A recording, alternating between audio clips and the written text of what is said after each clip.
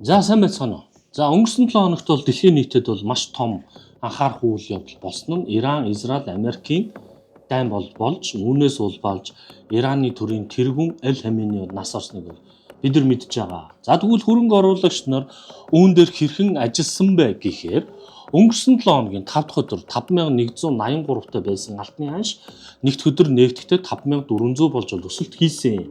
За энийг хөрөнгө оруулагч нар арилжаа хийгчнэр юу гэж ойлгосон бэ гэхээр хятадтай энэ үсэх юм байна. Бүх цаг үеийн дээд ханш 5600 бол давна гэж ботсон боловч ердөө 2 хоногийн дотор 5400-аас 5000 доллар хүртэл унлаа. Энэ юу болов? Энэ дайн дуусв? Эсвэл бол хөрөнгө оруулагч нар дайнд итгэхэ болчихов. Тэгэхээр гол шалтгаан нь юу вэ гэхээр аливаа энэ хоёр улсын зөрчлийн хамгийн том эцсийн хувилбар мэдээж төрийн тэргүүн алагдах процесс байсан. Гэтэл дайн дөнгөж эхлээд Ираны төрийн тэргүүн нас барсан нь энэ зах зээлийн хувьд хансан хэмжээний том мэдээ болоод шокнд гараад дууссан гэсэн.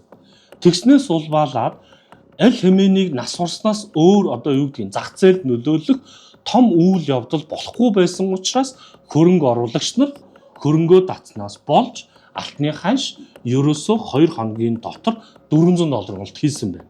Тэгвэл энийг цаашдаа юу гэж бодох вэ?